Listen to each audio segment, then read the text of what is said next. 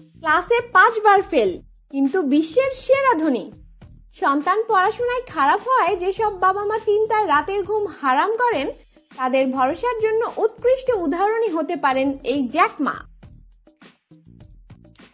চীনের এই শিল্পপতি বর্তমানে বিশ্বের সবচেয়ে ধনী ব্যক্তি। আলিবাবা গ্রুপের কর্ণধার জ্যাক মা স্কুলে 5 বার ফেল করেছিলেন।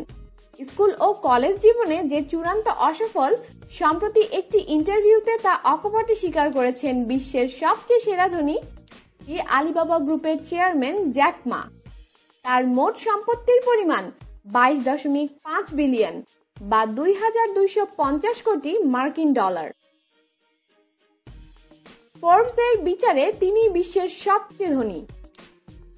তার অনলাইন ব্যবসা আলিবাবা পৃথিবীর সবচেয়ে ধনী সংস্থার মধ্যে একটি। তবে জ্যাক মার জীবনে অকৃতকার্য হওয়ার সংখ্যা নেহাতি কম নয়।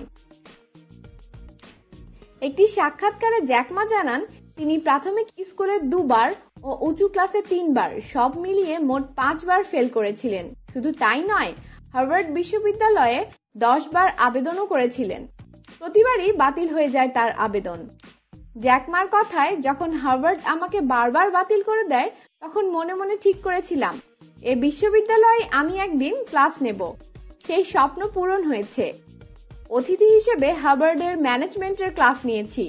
এখানেই শেষ নয়, চাকরির জন্য আবেদন করেছিলেন ফুড চেইন KFC-তে। সেখানেও তার আবেদন খারিজ করে দেয়া হয়।